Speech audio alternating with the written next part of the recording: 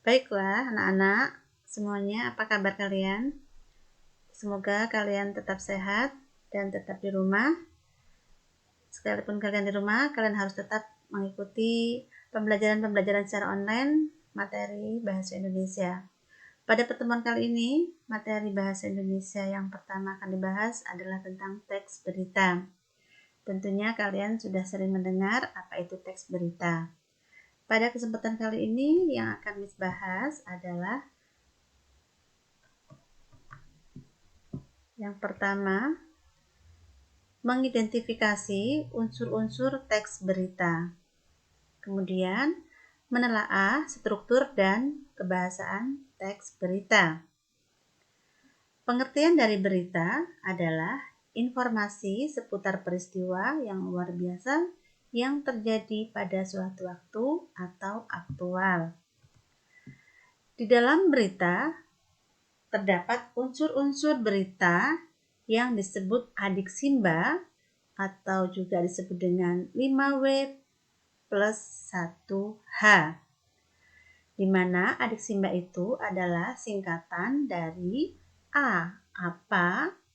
apa di sini adalah unsur yang menjawab pertanyaan apa isi berita tersebut. Sedangkan di adalah di mana. Di mana peristiwa tersebut terjadi. K adalah kapan. Kapan peristiwa itu terjadi. Sedangkan si adalah siapa.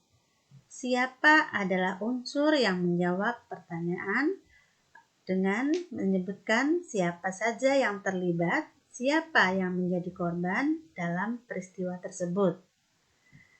M di sini adalah unsur mengapa. Mengapa menjawab pertanyaan alasan. Mengapa peristiwa itu bisa terjadi. Sedangkan bagaimana adalah menjawab pertanyaan bagaimana peristiwa itu terjadi atau menjelaskan proses terjadinya peristiwa tersebut. Di dalam teks berita, kita akan menelaah struktur teks tersebut. Secara umum, berita memiliki struktur sebagai berikut. Pertama adalah kepala berita atau disebut headline, judul berita utama yang biasa ditulis besar-besar. Yang kedua adalah teras, lead, yaitu satu paragraf pembuka yang memuat intisari berita yang paling menarik. Ketiga adalah tubuh atau disebut body, bagian isi uraian lengkap yang menjelaskan seluruh unsur adik Simba. D atau keempat, kaki, leg, bagian penutup yang berupa simpulan atau penegasan ulang. Selanjutnya kita akan menelaah kebahasaan dalam teks berita. Teks berita memiliki beberapa ciri kebahasaan khusus yang membedakannya dengan teks lain. Yang pertama adalah menggunakan kalimat langsung dan tidak langsung. Di sini Miss beri contoh kalimat langsung. Jumlah kasus COVID-19 di Jawa Timur semakin meningkat karena kurangnya tingkat kesadaran masyarakat, kata Bapak Samsudin. Ini adalah contoh kalimat langsung. Sedangkan contoh kalimat tidak langsung adalah Bapak Samsudin mengatakan bahwa kasus COVID-19 di Jawa Timur semakin meningkat karena kurangnya kesadaran masyarakat. Jadi kalian tentunya tahu apa bedanya kalimat langsung dan kalimat tidak langsung. Berikutnya adalah menggunakan kata kerja mental. Kata kerja mental adalah kata kerja di mana tidak melibatkan aktivitas. Contohnya terharu. Setelah kejadian ini, dia terharu melihat temannya menderita.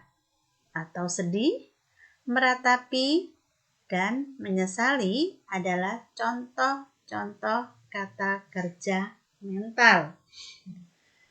Menggunakan konjungsi temporal. Di sini contoh konjungsi temporal adalah konjungsi urutan waktu, kemudian, lalu, selanjutnya. Berikutnya menggunakan keterangan waktu.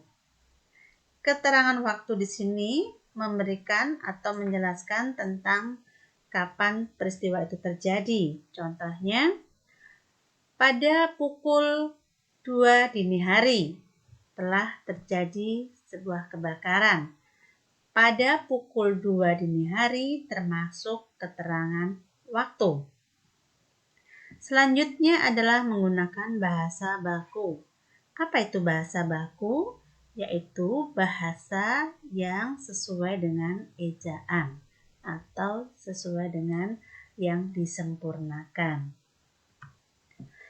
Berikut ini adalah contoh-contoh yang disajikan, contoh berita.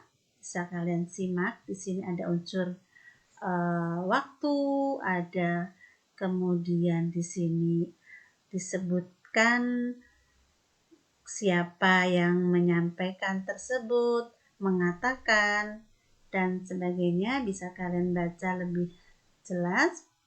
Selanjutnya, di sini kesimpulan. Kesimpulan dari teks berita adalah teks yang berisi informasi seputar peristiwa penting atau luar biasa yang terjadi, disajikan secara aktual dan menggunakan fakta serta bukti yang terpercaya. Dalam menulis berita harus memperhatikan unsur-unsur dan struktur kebahasaan yang dibutuhkan untuk menyajikan sebuah teks berita yang sempurna. Demikian materi kita untuk kesempatan kali ini. Terima kasih kalian telah menyimak dengan baik. Berikutnya kita akan bertemu lagi dengan materi yang selanjutnya.